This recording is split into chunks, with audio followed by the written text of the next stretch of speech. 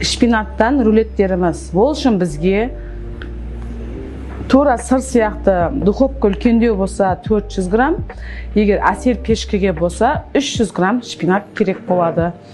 Шпинаттарымызды қайнаған суға 1 минутқа салып аламыз да, үстіне мұздай су ағызып, осылай жуып, суын сығып, осылай аламыз.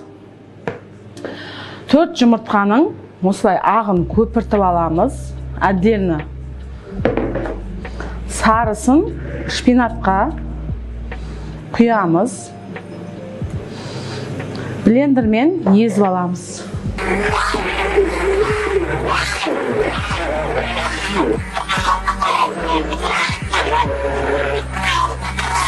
Неке осылай блендермен шпинатымызды 10 жұмыртқа шеуін араластырып езіп алдық. Енді жұмыртқамыздың ағын 3 бөлікке бөліп осылай араластырамыз.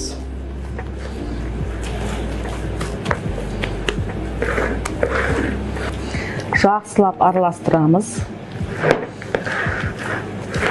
Қызып тұрған 180 градус духовкамызда 10 минутқа пісіріп аламыз. Рулет пісіргенде пергаменттің качествосы өте маңызды, өте. Мен осылай әдемілеп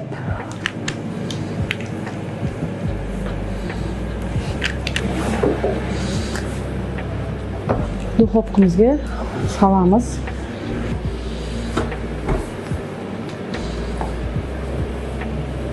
Неке шпинатымыз пісті.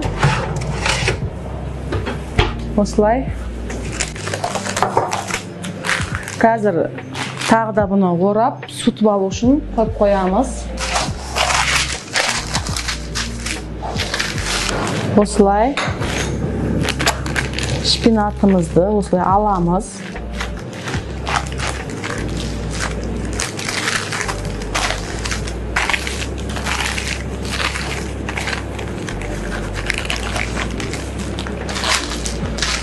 Егерде пергамент дұрыс болмаса, беті алынбай, жабысып қалады. Сол үшін өте маңызды пергаментіңіз жақсы болуы. Енді шпинатымызды орап, суытып аламыз. Суғаннан кейін ішіне творожный сыры мен қызыл балығын салып, рулетіміз дайын болады. Шпинатымыз осылай суғаннан кейін творожный сырымызды текслеп жағып шығамыз.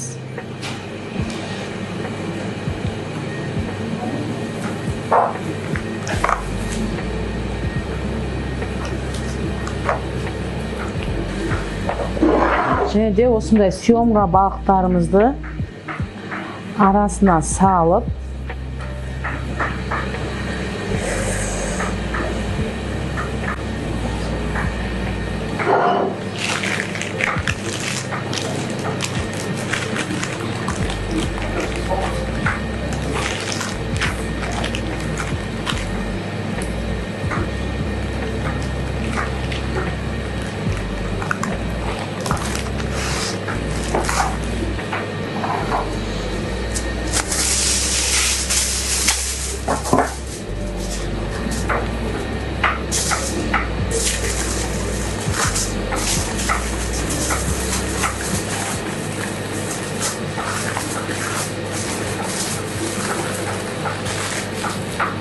осылай тоңазытқышқа, холодильникке 1 сағатқа салып қойсаңдар, кескенге ыңғайлы болады.